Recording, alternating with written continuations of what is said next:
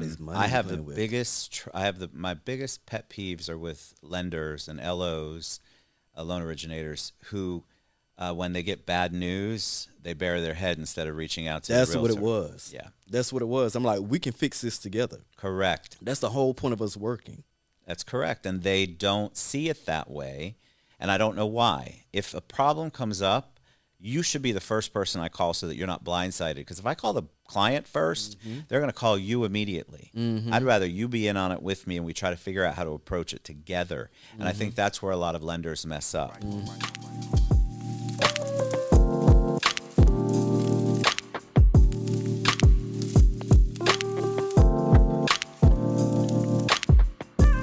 Hey guys, what's going on? As you know, my name is Mike Self here. I am the Bacon Realtor here in Central Florida, and we are on the Blueprint.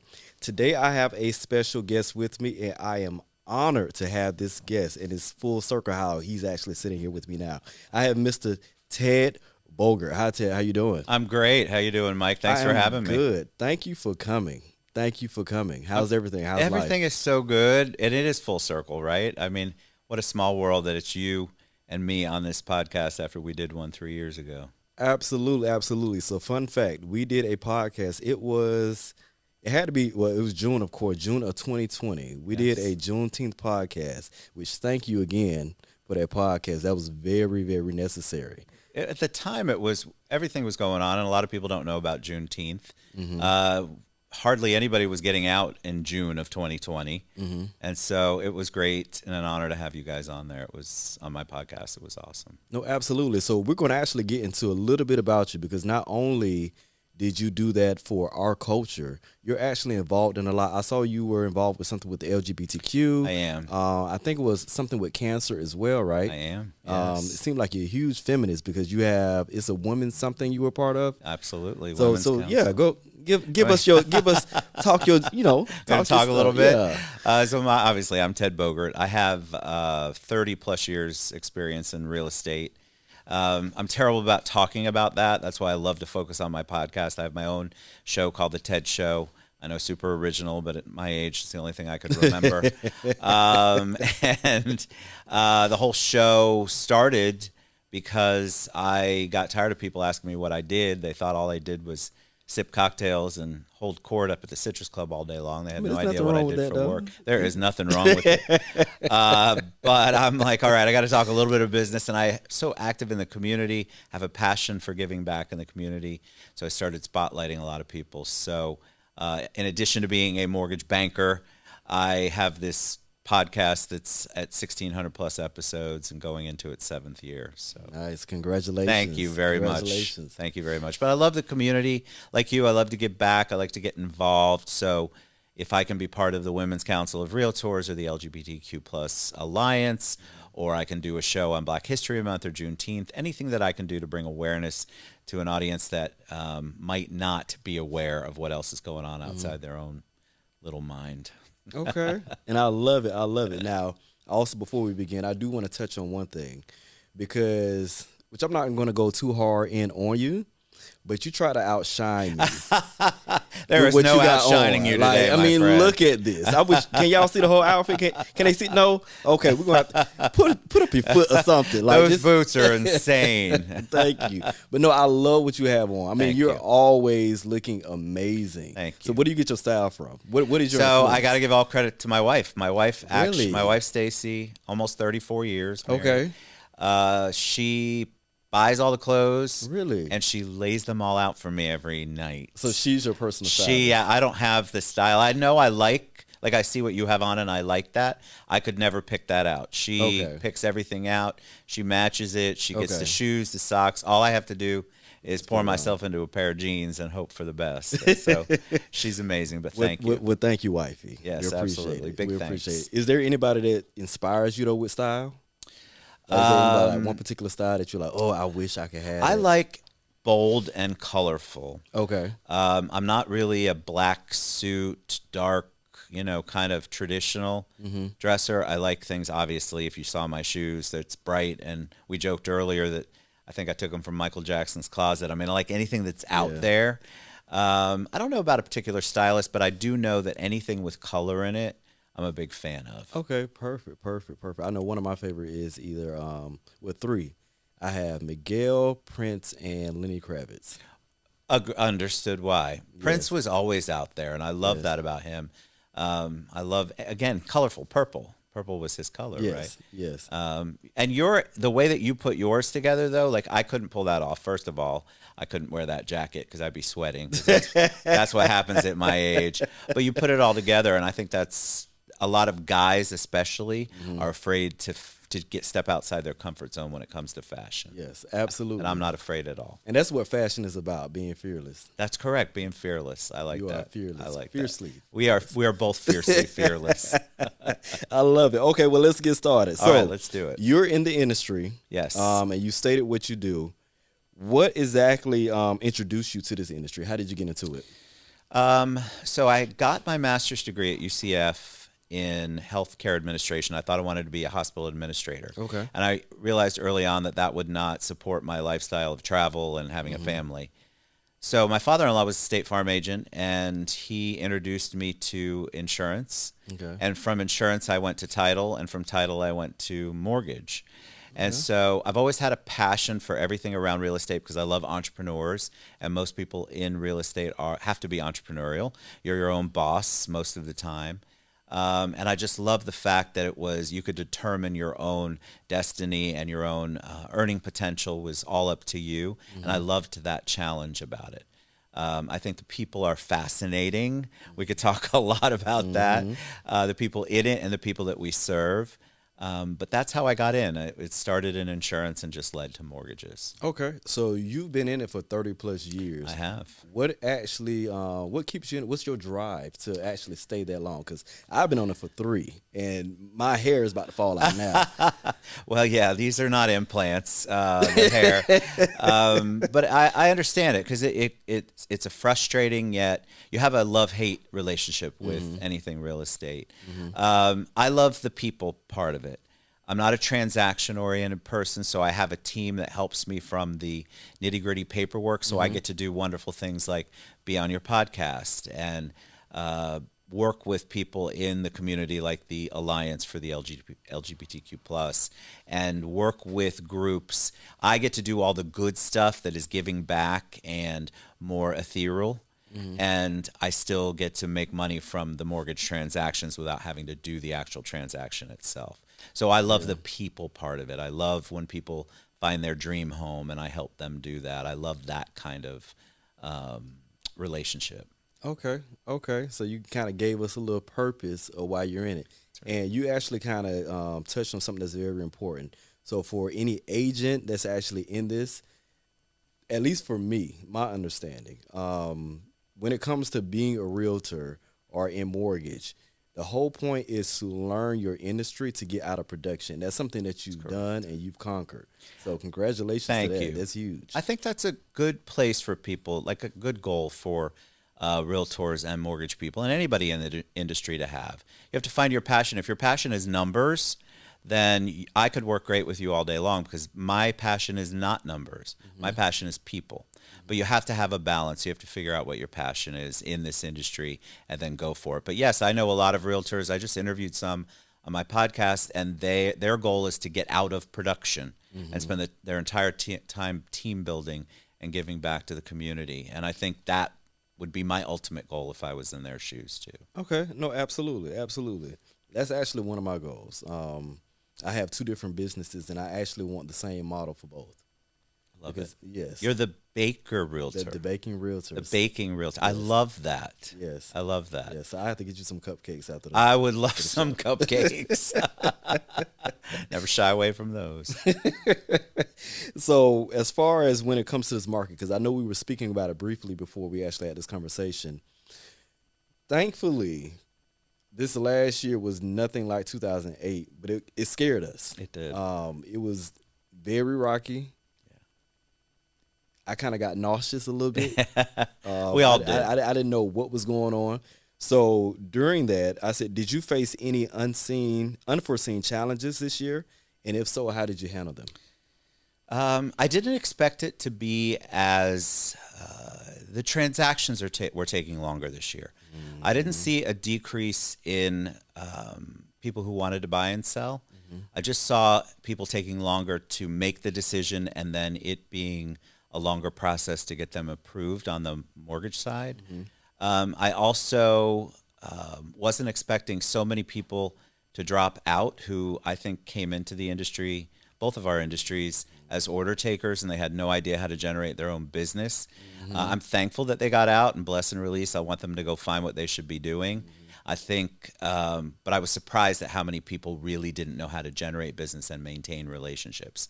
And all I did was kept doing what I do best, which is people, working with people, pouring into people, spotlighting people, and trying to figure out what their end goal is and help them reach it. Man, listen, this podcast can go on and on because you're touching on so many points. 2020, I would say 20 and 21, I felt like it created an environment that allowed anybody to just come in and think that they can make money. Yes. Did some make money? Of course. Some didn't know, which is why they left.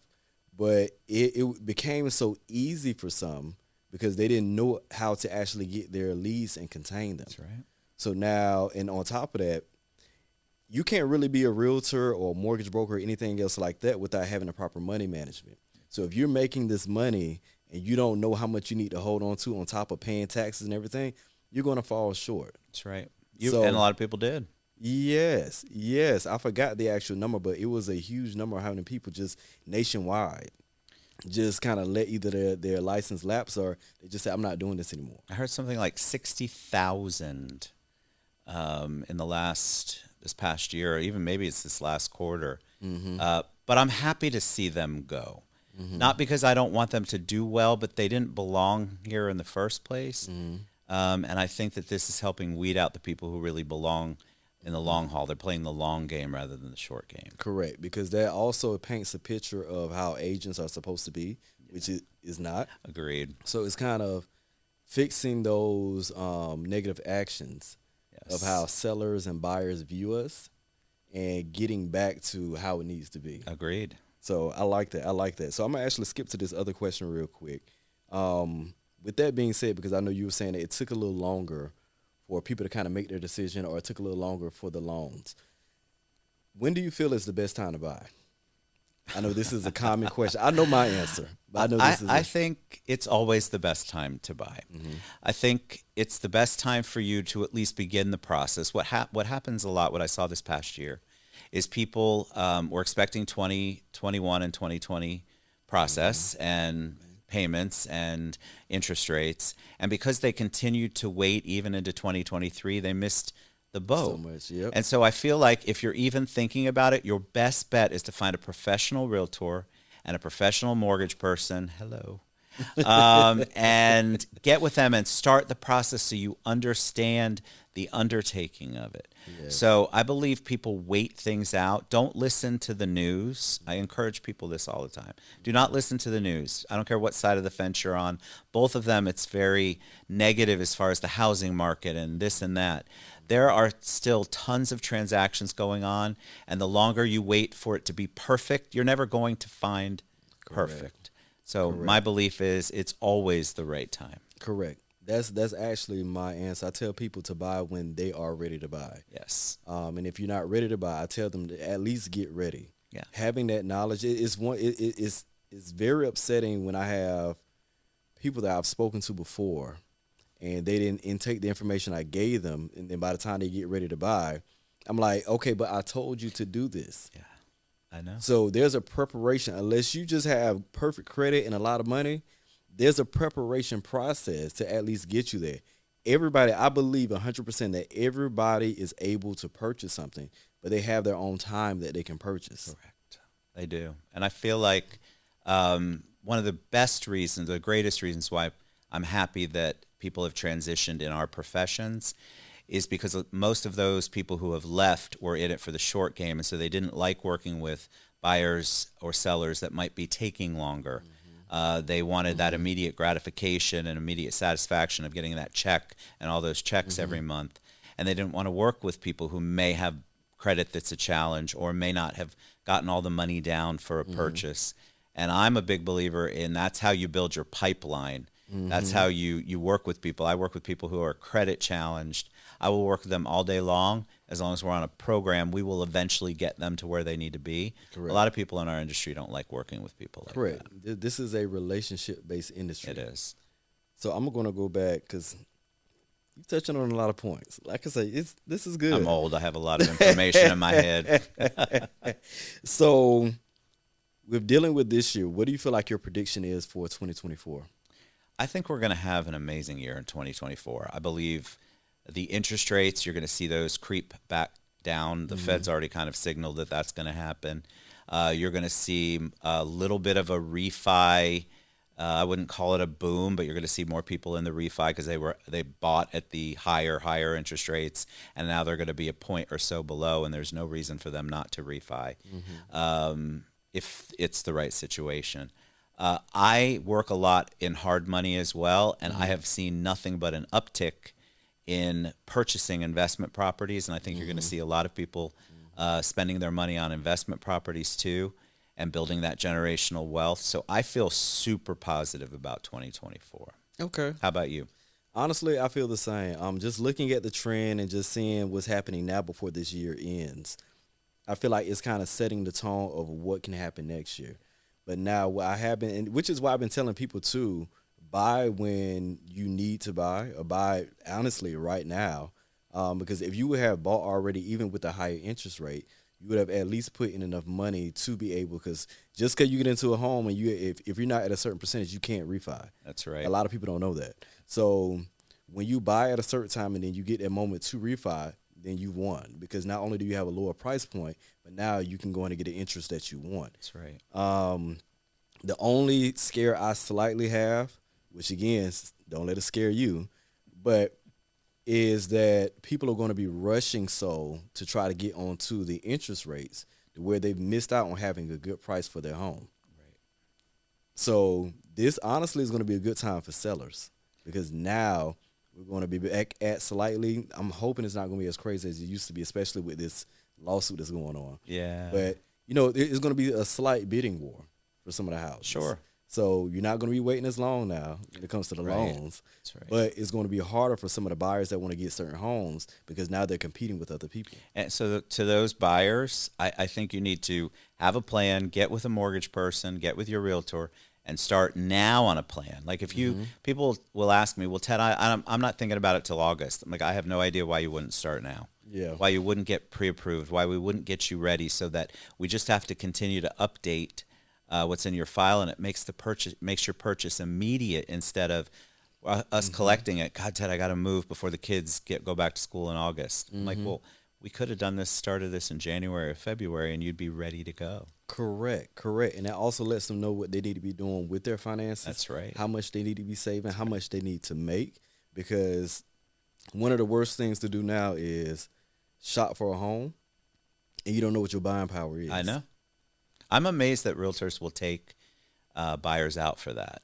And I'm amazed that buyers will go online and think that they can afford all sorts of things. I'm getting a lot of referrals from realtors who have not had any kind of conversation with the buyer about it. And so I keep educating them, going, you need to at least find out, do they have any money saved? And if they don't, they need to know that they're not going to be able to purchase right away. So I've been delivering a little bit of bad news on that angle to the buyers, but they're staying with me and the realtor because we came up with a plan, a long time plan for them, so that they could get into the house when they're ready. So how do you, with having a long time plan, what process do you have to actually keep up with your lead? It's very easy to kind of let them go astray after having that one conversation.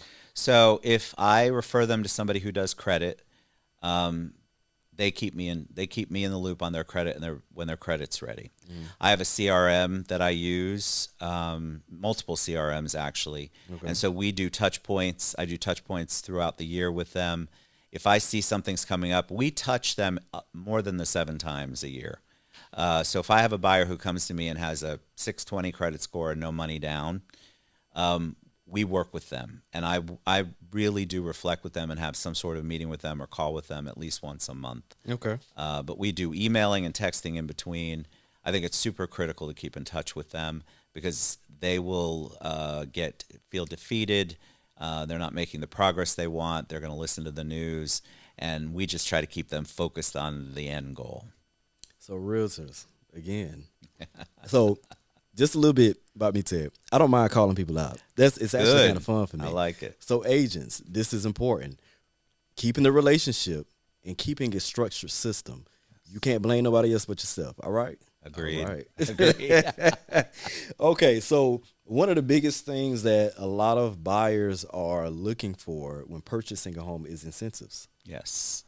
How do you compete with new construction? New construction right now is a challenge for a mortgage person because they have an in-house lender and they give lower interest rates, a lot of them, and a lot of incentives. Where we come into play, any of us in the mortgage world, is when they may not qualify based on what the builder's lender can do. So, for example, international, or they used to call them foreign national buyers, international buyers, people who may not have the income because they write it all off, self-employed. Builders have a nice box, and if you fit in the box, you're going to get all of those incentives. If you do not, then they're going to come to somebody like me. They're still going to give you incentives. It's just not going to be that decreased interest rate. So I love to work with builders because I know they can't do all of the loans that come in, but they don't want to lose that buyer. And so I will work with them on any product they don't offer. I come in and offer it. Got you. So one of the important things to know about having, what's the proper term? Would it be a private lender? What would you consider? You mean like me? Yes. No, we're just your regular retail lender. Okay. Retail banker, retail lender. Okay. So the important thing to know about going to someone like yourself over new construction or even a bank. Sometimes I ain't gonna lie, I hate working with like banks, but You have to find the right bank. Yeah, you gotta find the right bank. I'm the right bank, by the way. Well, no, I'm talking about like I know exactly Chase or what you're Wells talking Fargo. about. Yeah, no, I know exactly what you're talking about. So going to someone like you allows you to actually be able to really close, to know that you're going to close on your home, because you not only have all the resources, but you have a very diverse portfolio of resources. Correct. From, as you said, down payment assistance, Yes, to jumbo loans, to Jumbo. investment loans. Whereas when you go into a builder or a place like Wells Fargo or Navy Federal, they're on fire now. When you're going to stuff like that, they have a selected a single product. correct. When you have all of it. That's correct. So even though you're not receiving all the closing costs sometimes, especially if you are an entrepreneur, it's best to go to someone like Ted. Thank you. And I think it's important for realtors, when you're working with your buyers or even the borrowers out there who are watching, avoid online if you can, because you don't know where that bank is or that mortgage person is, and they could be in California somewhere and just have a P.O. box. You also have to read up on the Yelp reviews and the Google reviews for businesses, because a lot of the brokers that I'm seeing come across my desk, we know for a fact they're not going to be able to close those loans, but they string you along for a long time, hoping that they can figure out a way to get it done. We just lost one to, I won't say the name, but a big real estate related firm that has now decided they want to do mortgages. And I can guarantee you that those people are not going to close and they're going to come back. And so just be really careful. Make sure you vet who you're with. I like doing business local because you can come find me anywhere. And I would encourage anybody, if you don't know or your realtor does not know the name of the mortgage company or have a relationship, it's probably not the mortgage company for you. You just spoke to my soul. I actually, and Yeah, I mentioned this on the last podcast I was on, and I'm gonna let it go one day. But I have a deal I'm still working on, and we've been in this deal for like 4 months. Yes, it's a resale deal. The deal, it was a referral deal, so the lender came from the referral agent, and because that was his preferred whatever, and the client, she's really close to that agent, so of course she wanted to, cause which I tried to get her to use, mine in the beginning, and she's like, I'm gonna try them out or whatever. First red flag was it took days to get a pre-approval. I'm like, what is taking so long? Well, we still waiting on to kind of find out he was switching brokerages. So that automatically let me know his communication was horrible. I was correct. I have never. And the thing about it is, I'm very respectful. I feel like I'm very direct, but I've never had to go off on anyone in real estate, like on any transaction, except for this one. And Lord behold, we had to switch. Yeah. Because they were playing around. They kept pushing, extending dates. They would never tell us why. So I'm not gonna do it while you're on the podcast, but I will call them out later. But it was a horrible experience, and I let my clients know that basically anybody that I have is someone that I've worked with, Correct. someone that I vetted out, and even if I work with them for a while, if anyone messes over my client, I'm going to fire you, because at the end of the day, that's a repetition on me. That's correct. You know what I'm saying? So being able to do your research and also seeing the work, or either knowing somebody that has worked with you, even helps out a little bit better. They can kind of speak to you, be like, yeah, this was our situation. They got us at point A, B, and C, and we're good.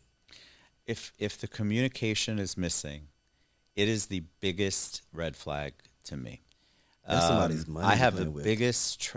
My biggest pet peeves are with lenders and LOs, loan originators, who, when they get bad news, they bury their head instead of reaching out to That's the what realtor. it was. Yeah, That's what it was. I'm like, we can fix this together. correct. That's the whole point of us working. That's correct. And they don't see it that way, and I don't know why. If a problem comes up, you should be the first person I call so that you're not blindsided. Because if I call the client 1st, they're going to call you immediately. I'd rather you be in on it with me, and we try to figure out how to approach it together. And I think that's where a lot of lenders mess up. They're like, I don't want to make the realtor mad, and I'm already going to make the buyer mad, so we're just going to figure out and hope for the best. Sometimes it's days before they'll communicate the bad news, or weeks. It was Ted, when I tell you it was so horrible, because the issue was she was getting she started off with getting a HELOC first, and then that HELOC was going to take care of the purchase. They didn't let her know that the HELOC was going to affect her debt income ratio for the next house that she was going to get, for one. So then when it came to trying to close, so they closed on the HELOC, but then when it came to closing on the other property, which should have been like basically right there with it, they were like, oh, well, she's going to have to bring more to the table. So they gave her the wrong number as far as the amount that she could take out. So she expected to have a certain amount that was going to take care of the purchase. That didn't happen. And then they were like, oh, well, we need this amount. I'm like, well, why do you need it? Oh, because the numbers are all da-da-da-da. Why didn't you know that from the beginning? So as soon as I gave my loan officer the file, actually, I just gave her the scenario and the client's information in the house. And she didn't even see the file yet, because I had them transfer the file. She said, oh, no, this isn't going to close. Not like this anyway. Right. Well, any mortgage person worth, as soon as you said that she got a HELOC first, and there's DTI issues right away. Maybe not an issue, but you have to take that in consideration. Correct. To make sure that everything is going to close, because the whole purpose of getting it is not to having it sit on I'm it. sorry you went through that. Oh, my. It was horrible. Terrible. It was horrible. Even dealing with the CEO. Horrible. I'll tell you about them later. But yes, so again, scenarios like that are scary for not only the consumer, but also for the agent. Very true. Because your money is my money. I don't play. Right. I don't play with nobody's Agreed. money. So And you spend so much time you as a realtor spend so much time building up that referral base. Lenders and people you refer business to, we have to be an extension of you. We have to communicate the way you communicate. We have to communicate in a way that makes you look good, because ultimately they're going to come to you if anything goes wrong. And again, with their communication, and even if the process isn't that great, that's how you continue on getting referrals. That's right. Great. So I'm going to ask you this, and then we probably had like two more after this, and then Okay. we'll be good. And I hope you got a good story for Oh me. gosh, I don't. We gonna, Well, I got a lot of good stories. Let's see what we can play on air. Have you have you ever had to turn down a client I have had to. or fire one? I've had to fire one. Yes, I have had to fire clients. I can think of a whole bunch, but one was a particular lady. She was from up north. I'm from up there, so I can talk about it. She had a very northern attitude and trying to, she unfortunately lied about a lot of things, and then she went on a rampage and made my staff cry. And she also made the realtor cry who was involved. And she left, I think I counted 27 messages on my voicemail machine within about a 2-hour period. Wow. And I finally called her back and said, you need to go elsewhere. Bless and release. That's not what I wanted to say to her. I had a whole bunch more that I really wanted to say. But as a professional like I am, I just chose to say we're not the right people for you. But I think lenders and realtors are afraid to do that, and I would like to encourage them to not be afraid. I know it's a weird market, but that person is going to take so much of your energy and your time, and they're toxic, and that's going to wear on you, and you're not going to be your best for the clients who you should be working with. So I'm a big believer in you have to subtract to attract, and so get rid of clients like that. Let them go find their tribe. You're not it. I remember when I first started, I had one, and if she was to hit me up now to sell her house, I would say no. Like, it's not even really about the money at this point. It's just, I don't want to deal with you. Right. And it wasn't, she didn't really do nothing. It was just more so her attitude and the way she communicated and the stuff that she wanted to try to put on me. We even had to have a come to Jesus moment. And even after that moment, she was just a nasty person. I don't think she believes that she's a nasty person. And I agree with you. If it doesn't work out for you, money is going to come. Correct. But your sanity is going to be everything. That's Because if you allow that to continue to happen, then you're not making the money. You're not. Or you're not going to be your best self for anybody else. Right. Exactly. Yeah. So yes, I encourage people. If it gets to a point you're not feeling it, you should let them go. Yes. So, bye. Bye. Okay, so we are at the end of the last quarter of 2023. Thank you, Lord. I'm ready for the Amen to holidays that. to be over. I ain't gonna lie. Hallelujah. The holidays. I'm like the Grinch right now. Just Christmas by. But what are you most proud of, and what would you like to share? Would you like to share anything you have coming up? So this is your moment to rant about yourself. Wow. So take that time to shine. What am I most proud of? Gosh, that's a great question. Nobody's ever asked me that. I would say I'm most proud of my show, and I say that from a business perspective. Proud of my family and all of that, and that for me just goes without saying. But I'm so proud of the impact that my podcast has had on my industry, on my business, and on the community. We have really connected people in a way that's been impactful in their lives. I'm not the type that goes and takes a picture with every one of them, but I do want to give a shout out to all the people who have come on the show and give back so much. And I think they've utilized the show, and the show has been a vehicle for them to reach more people. So I'm super proud about that. I'm also super proud of the fact that at my age, I finally learned that if it's not for me, I need to get out. And so I have made some moves this year that people have questioned, and I've moved more than I expected. But I'm at a point in my career, in my life, where if it doesn't feel right, and I know in my bones it's not right, I'm going to move along. And I don't care what anybody else thinks, because at the end of the day, I'm my brand, and people buy into me. They buy Mike, they buy Ted, they buy Tremaine. They buy us. They don't know Tremaine. Oh, but they're not in it because of what you have behind you. They're in it for you. So I'm super proud of that. As far as things coming up, I did just move to a new company, Dart Bank, and Congratulations. I love them. Thank you so much. What I love about them is that they're in all 50 states, and I have a lot of connections across the country, mainly because of the podcast, a lot of realtor connections, but also because they're allowing me to do the things that they know I do best and providing me the support behind the scenes that I have always needed but never had. And so 2024, there's going to be a lot of events that we're doing, and I'm super excited for the energy for 2024 because I feel like 2023 really drained a lot of people, me included. And I'm just excited for the new energy that's coming in 2024. Nice, nice. Well, congratulations to all of that Thank you. and your continued success. Kind of picking back off of something you just stated too. It's important to, what I like about real estate is that you can jump from company to company. Yeah. It's not one of them things where it's like, hey, please hire me, and hoping to get in. So don't be afraid to go where you feel like you need to go Amen. until you get the right fit. And I tell people all the time, 'cause I know like when coming in, I didn't really know how to actually write a business plan. I was a flight attendant. I was just living my life just freely like a hippie. So coming in and actually understanding a business plan, I tell agents now that when you do get to that point of understanding how to write that plan has to match the brokerage that you are going to be at. Correct. So I like the fact that you're at a location now that is allowing you to be your full self.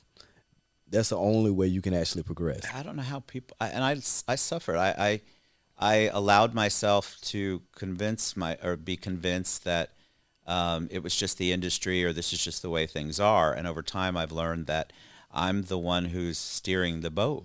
And if I don't steer the boat, then I'm going to be miserable and unhappy.